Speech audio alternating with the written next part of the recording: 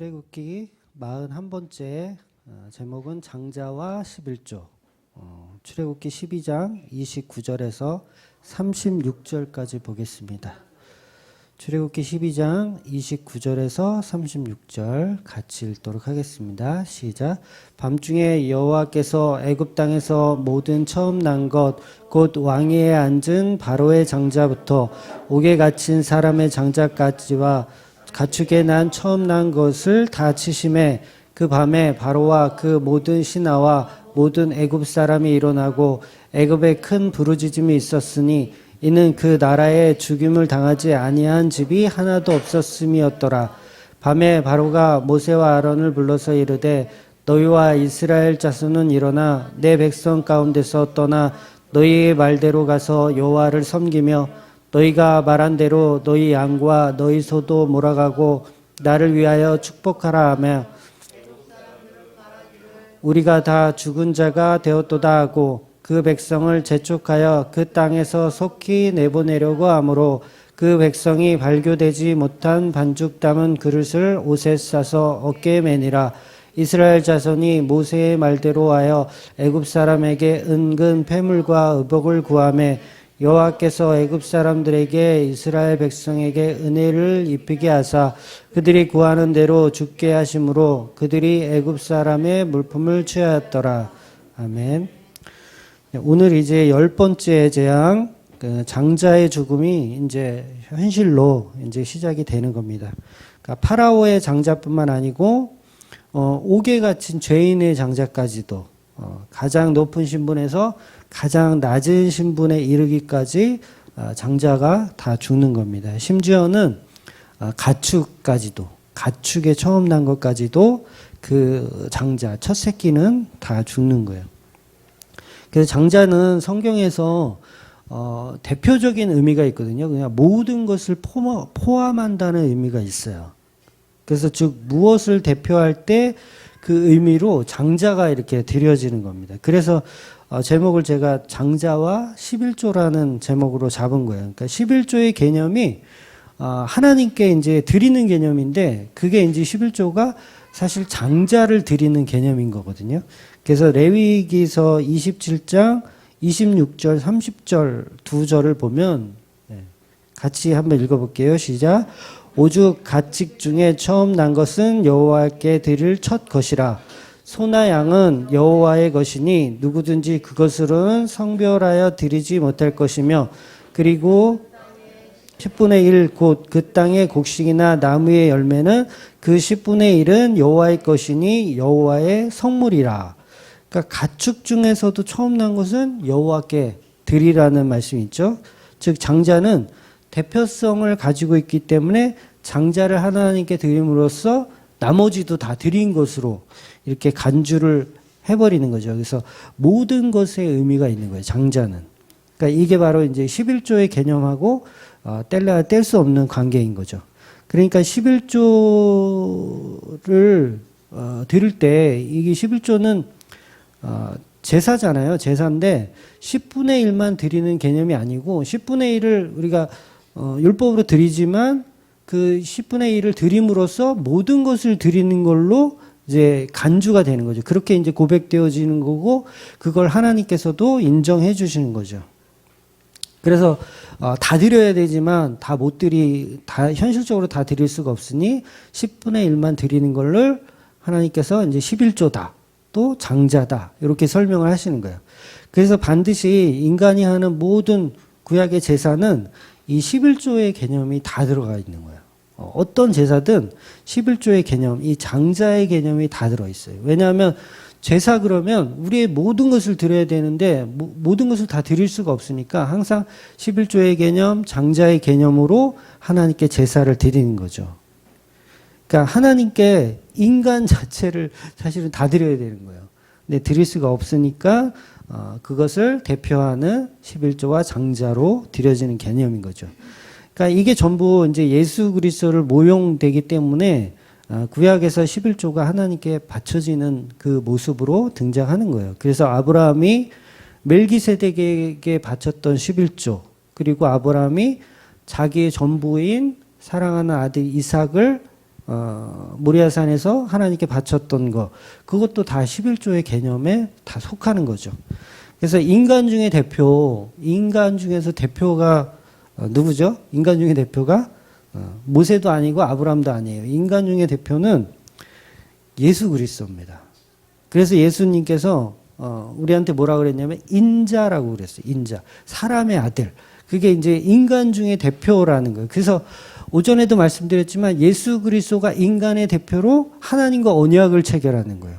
그러니까 언약 체결이 인간과 하는 게 아니라 인간의 대표인 예수님과. 그러니까 인간은 쑥 빠지고 인간은 할례나 받고 찌그러져 있었고 그 언약은 예수 그리스도, 인간을 대표한 예수 그리스도와 하나님이 하시는 언약인 거예요. 이게 바로 이제 이삭의 실체고 이게 11조의 본질이고 이게 장자의 개념이라는 거죠. 그래서 이삭이 이렇게 모리아산에서 하나님께 번제로 드려지려고 했었던 거예요. 그래서 언약은 인자, 인간의 대표인 예수님과 하나님이 하시는 겁니다. 그래서 예수님 자체가 인간을 대표하는 11조가 되신 제물이신 거예요. 그래서 우리 인간과 하나님과 유일한 중보자는 오직 예수님밖에 없는 거죠. 그래서 유일한 구원자는 오직 예수님뿐이라고 성경이 그렇게 이야기하는 겁니다. 마태복음 1장 21절 볼게요. 시작. 아들을 낳으리니 이름을 예수라 하라. 이는 그가 자기 백성을 그들의 죄에서 구원할 자이심이라 하니라. 그러니까 예수님은 인간의 대표라는 뜻이기 때문에 그래서 예수님이 마지막 선지자인 세례 요한에게 안수를 받아서 인간의 모든 죄를 이렇게 전가받아서 인간의 대표로 제물이 되어서 십자가에 죽으시는 것. 그래서 진정한 11조의 완성은 바로 예수 그리스도의 십자가뿐인 거죠. 그래서 예수님 돌아가실 때도 뭐라고 말씀하셨냐면 내 영혼을 아버지 손에 위탁하나이다. 이렇게 말씀하시고 돌아가시거든요. 그러니까 이게 사실 11조의 개념을 한 번 더 설명하시는 거예요. 그러니까 죽은 시체를 아버지께 어떻게 위탁을 하죠? 예수님 죽었어. 시체야. 티끌이고 먼지야. 그럼 어떻게 위탁을 해요? 흙으로 돌아가는 건데 어떻게 보면 육체는 쓰레기잖아요. 쓰레기인데 왜 하나님 손에 맡겨드린다, 하나님 손에 위탁한다라고 했을까? 요거는 바로 11조의 제사 개념이기 때문에 그래요. 11조의 제사가 아버지 손에 먼저 맡겨드리는 거거든요. 하나님께. 그러니까 11조를 드릴 때 하나님께 거제로 드려요. 거제로 드렸다가 하나님께 맡겨드렸다가 이게 다시 레위인과 고아와 가부나 그런 사람들에게 이게 돌려지는 거예요.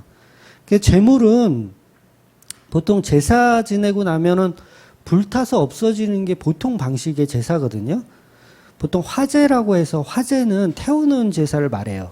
그래서 태우는 제사는 뭐 번제, 뭐 속죄제, 속건제, 화목제까지 다 태우는 제사예요. 태우는 거예요. 근데 11조는 화제로 태우지 않고 거제로 드린다는 거예요. 거제로. 하나님께 거제로. 그러니까 예수님은 이 죄인들의 손에 의해서 그러니까 죄인들의 손에 의해서 하나님 손에 맡겨진 거제로 드려진 11조라는 거죠. 그런 개념이. 그래서 하나님 손에 맡겨드린다라는 표현을 하는 거예요. 그리고 이 화목제도 사실 화목제도 일반 이 화제하고 약간 다른 게 뭐냐면 이 콩팥하고 기름만 태워드려요. 그 나머지 고기는 어때요? 이웃과 함께 나눠 먹는 거야. 그게 화목제예요.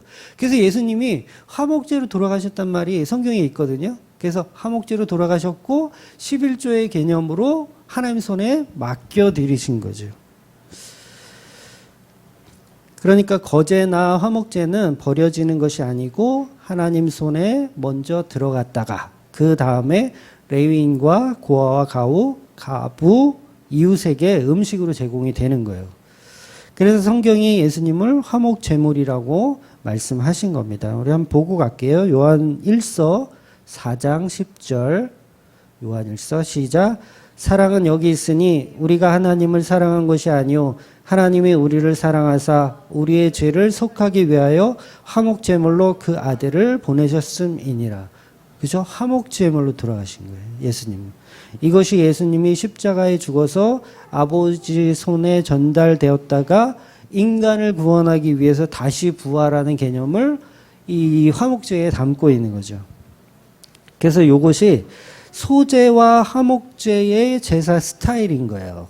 그러니까 하나님 손에 맡겨졌다 다시 인간에게 돌아가는 게 이게 소제고 화목제의 개념이에요. 그러니까 소제는 이제 곡식으로 드리는 제사를 이야기하는 겁니다. 그래서 예수님은 11조로 드려진 제물이기 때문에 아버지 손에 드려졌다가 우리에게 다시 오는 개념. 그러니까 11조는 구약에서 분명히 거제로 드리던 제물이라고 얘기를 해요. 보통 이제 교인들이나 목사님들이 11조는 제사 제물이 아니고 구제로 사용되었던 기부 형태의 어떤 곡식이나 가축 뭐 이런 걸로 생각하는데 그건 구약을 몰라서 하는 소리입니다. 분명히 11조는 하나님께 바쳤던 제물의 개념으로 출발하지 않으면 그냥 구제 봉사하는 게 아니에요. 11조는 분명히 하나님께 드렸던 제물입니다. 엄연히. 그래서 성경에서 가축과 곡식, 열매 같은 것을 하나님께 거제로 드렸던 분명한 제물이에요. 그러니까 목사들이 11조는 이제 구제 목적으로만 자꾸 이렇게 해석을 해서 돈 걷는 것만 이 혈안이 돼가지고 그 11조의 본질도 모르는 거예요. 11조는 분명히 하나님께 먼저 드려진 제물이었다는 거죠. 그래서 11조는 성경 어디에도 신약 구약이든 단 한 차례도 돈으로 드렸다는 내용이 없어요. 단 한 차례도 없어요. 분명히 성경에서 11조는 거제로 드리던 제물이라고 얘기해요. 민수기 18장 24절 볼게요. 네, 시작. 이스라엘 자손이 여호와께 거제로 드리는 11조를 레위인에게 기업으로 주었으므로 내가 그들에게 대하여 말하기를 이스라엘 자손 중에 기업이 없을 것이라 하였노라. 그러니까 이 말씀만 잘 이해해도 기업으로 먼저 주려고 한 게 아니고 먼저 여호와께 거제로 드린 11조를 레위인들에게 기업으로 줬다예요. 그러니까 순서가 하나님께 먼저 드린 것을 레위인에게 준 거지 처음부터 레위인을 목적으로 해서 하나님께 드리라는 그 개념이 아닌 거예요. 그러니까 분명히 이스라엘 자손이 여호와께 거제로 드리던 11조라고 이야기하는 거예요. 하나님께 드리던 11조. 그러니까 명확하게 거제로 드리는 제물이라고 성경이 명시하고 있어요. 그 제물의 첫 목적을 우리는 다 빼고 싶은 거죠. 하나님께 드렸다는 그 첫 목적은 빼고 구제의 개념으로만 이야기하는 거예요. 그래가지고 이제 교회에서 헌금 많이 해라. 그래야지 이웃을 도와주지 않냐. 뭐 이런 식으로 그 목적을 둔갑시켜 놓은 거예요. 지금 11조를 돈으로 드리라는 것은 추석에 제사 지낼 때 홍동백서가 아니고 돈을 올려놓고 심사인당은 동쪽으로 서쪽에는 수표 홍동백서 맞죠? 수표 하얀색 수표는 서쪽으로 올려놓고 돼지머리 올려놓고 돼지코에다가 이렇게 지폐 막 꽂아놓고 그걸 11조라고 우기고 있는 거하고 똑같은 현상인 거예요. 이것은 엄연한 성경을 완전히 왜곡한 위법입니다. 위곡이에요. 말씀 1도 모르는 목사들이 만들어낸 발상에 불과해요. 성경을 한 번만 정독하면 절대 그런 무식한 얘기 할 수가 없어요. 11조는 돈으로 드릴 수가 없는 명백한 하나님께 드렸던 구약의 제물입니다. 그러니까 복음이 한국 땅에 처음 떨어졌을 때 사람들이 참 어렵고 못 사니까 좀 이걸 좀 되게 잘 살게 이렇게 바꿔볼 방법이 없을까 했을 때 어떤 새마을 운동 하듯이 이렇게 운동으로 착안해낸 것이 11조 내기 운동 같은 거였어요. 그러니까 11조는 성경적인 근거가 전혀 없지만 요거를 우리가 사회운동 개념으로 해서 끌어다가 그냥 한 것 뿐이에요. 근데 지금은 잘 먹고 잘 사는 시대가 됐는데도 여전히 교회에서는 11조 가져오라고 하잖아요. 이거는 성경적 근거가 전혀 없는 억지를 부리고 있는 겁니다. 그러니까 11조는 구약에서도 가난한 사람들을 구제하는 목적으로 먼저 사용된 게 아니에요. 그건 잘못된 해석이에요. 반드시 11조는 하나님께 먼저 소제로, 거제로 드렸던 제물인 것입니다. 결코 불쌍한 사람 나눠주는 개념이 11조의 전부가 아니에요.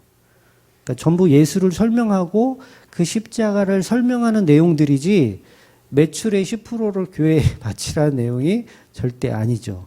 그건 여전히 율법 안에 우리가 갇혀 있는 현상인 거예요.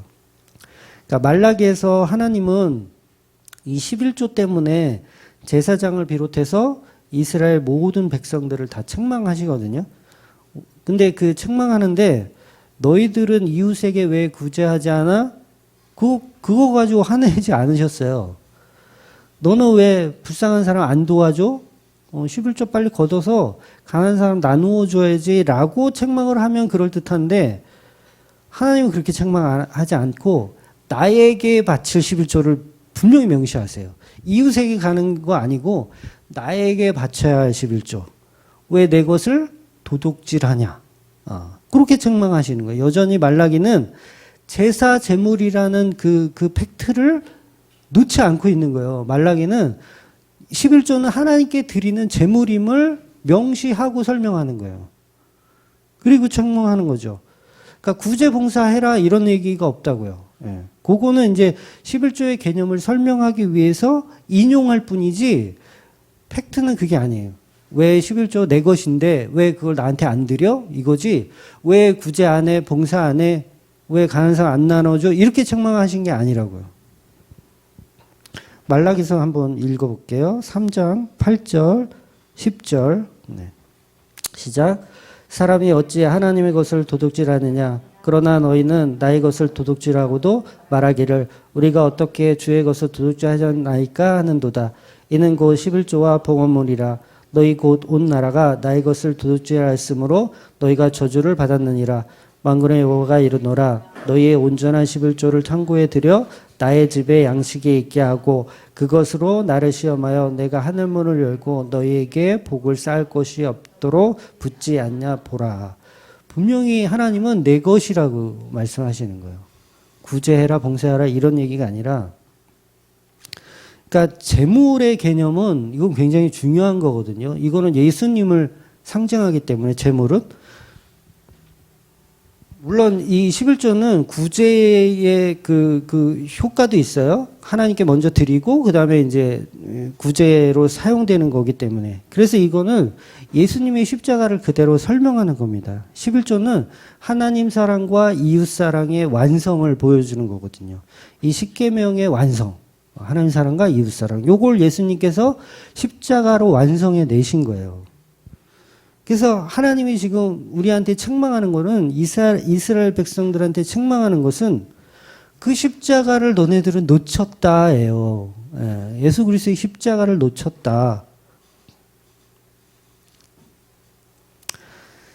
그러니까 본질적으로 하나님께서 이 11조에 관한 책망은 여전히 하나님께 바쳐질 것을 너희가 빼돌렸다. 그런 얘기로 이야기하는 거죠. 그래서 11조를 창고에 채우라는 말씀이에요. 창고에 채워서 창고에 채우고 나서 그 다음인 거죠. 그 다음 이웃에게 이제 구제하고 하는 건 그 다음인 거예요. 그러니까 하나님은 그거에 대해서 책망한 게 아니라 왜 내 것을 나에게 바치지 않고 왜 도둑질하냐. 그러니까 그 이유는 하나님께 드리는 엄연한 제사 제물이기 때문에 하나님이 그것을 책망하신 거예요. 그래서 아까도 말씀드렸지만 11조는 번제처럼 화제로 태워드리지 않고 거제로 드리는 제물. 그럼 한국교회에서 신약에서도 아직도 제물을 드리라고 하면 이거 말이 안 되는 거예요. 주일마다 양을 가져오라는 얘기하고 똑같은 거예요. 주일마다 양 가져오고 소 가져오라고 이거하고 똑같은 거예요. 주일마다 이것은 속값 이러면서 봉투에다 이건 속값, 이거는 양값. 똑같은 거예요. 11조 써서 가지고 내는 거하고 똑같은 짓을 하는 거예요. 아니 이거 완전 코미디예요, 사실. 조금만 알면 이거 코미디구나. 봉투에다가 그러니까 1년 된 어린 양 속값, 양값 이렇게 써서 바치는 거예요. 왜 설날에 그 추석 때 제사를 지내본 분은 알겠지만 저도 어릴 때 이제 아버지하고 그 제사를 드렸었는데 술을 한 3번 따라요, 이렇게. 큰아버지가 먼저 이렇게 작은아버지가 먼저 했나? 하여튼 술을 3번 딸고 그거를 상에다 이렇게 하면 돌려, 이렇게. 3바퀴 돌려야 되나요? 아버지도 못 들은 척 한다. 이렇게 돌려. 요게 뭐냐면 요게 거제의 개념인 거예요. 거제. 하나님께 이렇게 거제로 돌려드리는 개념. 분명히 제물이에요. 11조는. 번제로 태우지 않는 거. 그래서 소나 양의 첫 새끼, 나무 열매, 곡식 이런 것들은 11조에 해당이 되는 겁니다.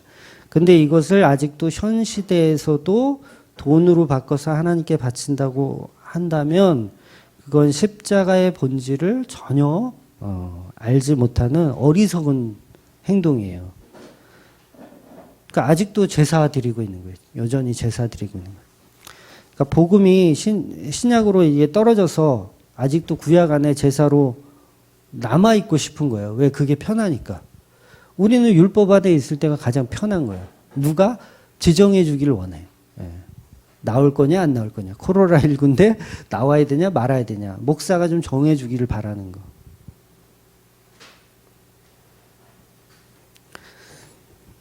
제가 오전에도 얘기했나요? 분명히 우리 교인들 중에서도 그런 분들이 있을 거예요. 담임 목사가 좀 공식적으로 이렇게 좀 우리는 쉽니다. 이렇게 좀 얘기해 주길 바라는 우리 성도님들도 분명히 있었을 거예요. 이거 가야 되나 말아야 되나 고민하다. 목사가 좀 정해 주지. 이렇게 카리스마가 없어. 이러면서. 그러니까 율법을 사유하고 싶어 하는 게 우리 인간의 모습이에요. 그래서 신약에 그 복음이 떨어져도 여전히 그것까지도 율법으로 만들고 싶어 하는 게 우리 인간인 거죠.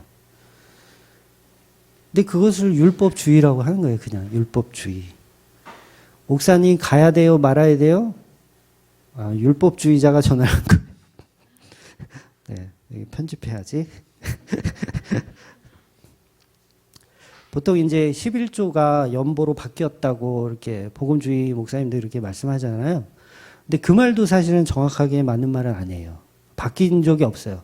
11조 따로, 연보 따로예요, 사실. 바뀐 게 아니라 11조와 연보는 비슷하지만 출발 자체가 달라요. 11조의 출발은 무조건 하나님께 드리는, 장자를 드리는 개념이고 연보는 구제예요, 구제. 버리는 돈이에요, 버리는. 연보라는 단어 자체가 버리는 돈이라는 뜻이거든요. 거기에는 재물의 개념이 없어요. 연보에는 재물의 개념은 없어요. 그래서 한국교회는 11조가 아닌 세율이 없는 10%가 아닌 그냥 자원하는 금액의 액수로 자유롭게 헌금을 하는 거예요. 그게 이제 연보의 개념인 거예요. 그래서 연보는 11조와 사용처만 비슷하지 출발 자체가 전혀 11조와 연보는 엄연히 다릅니다. 그러니까 연보는 교회가 사역을 위해 필요한 돈, 즉 버려지는 돈을 이야기합니다. 그래서 11조는 예수님의 십자가를 예표하는 제물이 있기 때문에 물론 연보도 그 기능은 있어요. 그 기능은 있지만 십자가로 완성된 지금은 십자가로 11조가 완전히 끝났기 때문에 그래서 더 이상 11조 드리면 안 됩니다. 11조는 아니고 우리는 하나님께 11조로 드려진 그 예수를 바치는 거예요. 예수님을 바치는 거예요. 그리고 그 예수를 이웃과 함께 나누는 거예요. 이웃과 함께 나누는 거예요. 이게 바로 하나님 사랑과 이웃 사랑의 두 가지 기능을 다 가지고 있는 예수님의 십자가 사건입니다. 그래서 구약에서 11조가 하나님께 바쳐지고 곧바로 이제 버려지는 것이 아니고 제물로 하나님 손에 거제로 바쳐진 다음에 나그네와 고아와 가부 그리고 땅을 기업으로 받지 못하는 레위인들에게 이렇게 보내져지는 거예요. 그러니까 결국 예수님은 인간이 내놓은 11조로 하나님께 바쳐졌다가 그리고 나서 우리의 죄를 이제 다 십자가로 다 이렇게 집어넣고 용서를 받고 그 십자가의 은혜가 나그네와 고아와 가부에게 다시 이게 돌아오는 거예요. 그게 이제 복음이라고 하는 거예요. 그래서 예수님이 죽을 때 하나님 손에 맡겨지는 거예요. 하나님 손에 맡겨졌다가 다시 그게 인간 손으로 다시 넘어오는 거죠. 요게 복음이라고 하는 겁니다. 그래서 예수 그리스도의 그 십자가 사건이 바로 11조가 되어서 하나님께 맡겨지고 인간 손에 다시 전달이 되는 겁니다. 그러니까 11조의 개념이 십자가예요, 그냥. 십자가가 11조고 11조가 십자가인 거예요. 그러니까 11조가 레위인들과 고아와 가부에게 전달이 되잖아요. 이제 마지막에. 그러면 고아와 가부는 누구냐면 이제 신랑이 없는 상태의 신부, 아버지가 없는 상태의 아이, 전부 신부된 성도를 얘기하는 거예요. 사단의 마귀의 자식이었던 고아, 우리를 얘기하는 거예요. 그러니까 영적인 고아였던 우리들을 위해서 11조가 사용되어지는 거죠. 먹거리로. 그러니까 나그네이고 방랑자였었는데 그 이방인이었는데 출구가 없는 방랑자였는데 저와 여러분이 예수 그리스도의 십자가 그 11조가 우리한테 먹거리로 제공이 되는 거예요. 그래서 그거 먹고 사는 거예요. 그래서 그걸 은혜라 그러고 그걸 예수님의 살과 피라고 얘기하는 거예요. 그래서 저와 여러분의 생명을 살리는 은혜로 이 밀, 보리, 이 곡식과 또 고기 이런 것들이 다 예수 그리스도의 살과 피가 되어서 우리에게 전달이 되는 거. 이게 복음이고 이게 은혜라는 거야. 그러니까 11조만 제대로 공부해도 여기 복음이 어마어마한 복음이 숨어져 있어요. 11조 전부 그냥 돈 걷는 데만 혈안이 돼가지고 있는데 그래서 오늘 본문 10대 재앙에서 하나님이 원하는 것은 인간의 생명입니다. 하나님 원하시는 것은 인간의 생명이에요. 근데 그 인간의 생명을 전부 드릴 수가 없잖아요. 그래서 장자들의 생명을 원하시는 거예요. 하나님이 이 재앙으로 표현하긴 하지만 인간의 생명을 원하시는 거예요. 우리한테. 그래서 모든 장자들이 전부 죽어야 하는 것이 당연한 거예요. 어찌 보면 당연한 거예요. 그래서 애굽에 있는 애굽 사람들만 죽이는 게 아니라 이스라엘까지도 이 장자의 죽음 다 적용이 되는 거예요. 단지 이제 우리가 예수 그리스도의 어린 양으로 피를 발라서 살 뿐이지 원래는 이스라엘도 다 장자가 다 죽어야 되는 거예요. 다 장자가 죽는 메시지. 요게 하나님이 원하시는 거예요. 너희 장자 너 다 죽어야 돼. 너희 인간은 다 죽어야 돼. 요거예요. 그러니까 요게 애굽의 현실이고 이스라엘은 거기에 어린 양의 피를 발라서 뿌려줘서 죄 없고 흠 없는 어린 양이 대신 죽어서 살게 되는 거. 이게 예수님의 이야기인 거죠. 그러니까 장자도 예수 그리스도고요. 11조도 예수 그리스도. 성경은 전부 예수 그리스도 이야기밖에 없어요. 그래서 우리는 예수 그리스도의 십자가를 통해서 우리의 생명이 보존이 되더라는 거예요. 그것을 구원이라고 얘기하는 겁니다. 결국 장자의 죽음은 하나님의 계획하신 대로 이렇게 착착 지내게 되는 거예요. 그러니까 35절에 보면 파라오는 나를 위해 축복하라고 모세가 부탁을 해요. 이제 마음이 이제 바뀐 거죠. 이제 부탁을 해요. 이것이 곧 파라오의 패배를 인정하는 겁니다.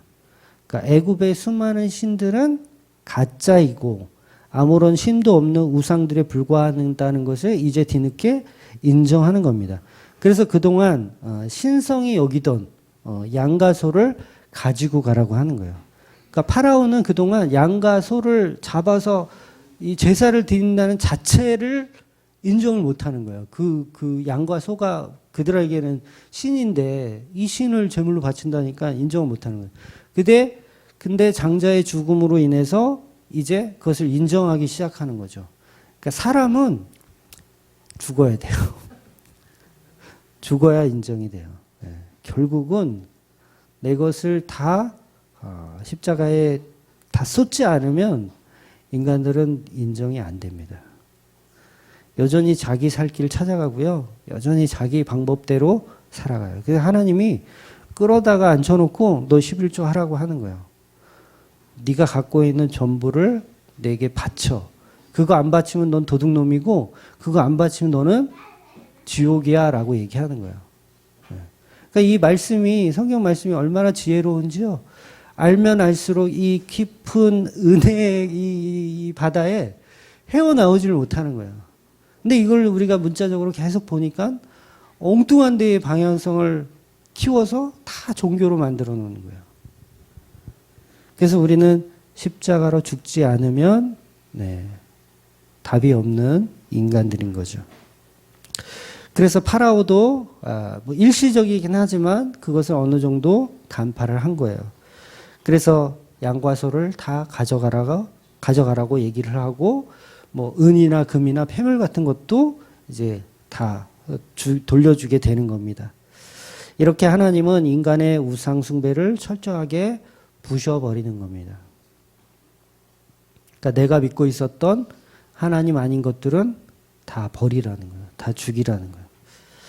그렇게 이스라엘 백성들은 애굽인들에게 은과 금과 폐물과 의복을 구하여 누룩이 들어가지 않은 빵을 어깨에 메고 출애굽하게 되는 겁니다. 그래서 이 어깨에 맨 이 빵이 이제 지난번에 말씀드렸던 무교병을 가지고 가는 거예요. 맛대가리 하나도 없고 맛대가리 하나도 없고 정말 쓸데없는 이것 그거 갖고 우리는 사는 거예요. 제가 음식에 대해서 조금 설명드렸지만 우리가 음식을 가열을 해서 먹잖아요. 가열을 해서 먹으면 맛있잖아요. 고기도 구워 먹어야 맛있잖아요. 그게 뭐예요? 인위적으로 파괴시키는 거예요. 인위적으로 순수함을 파괴시켜서 먹는 걸 우리 좋아해요. 그러니까 뭐든지 하나님이 우리한테 주신 어떤 것이 있으면 우리는 그거를 우리의 식대로 다시 요리하고 싶은 게 우리 인생이라는 거죠. 그러니까 하나님이 순수하게 우리한테 창조하시고 우리에게 지혜를 주시고 그 지혜 가운데 우리를 살아가게끔 만들어 놓으셔도 우리는 계속 다른 방향을 생각해요.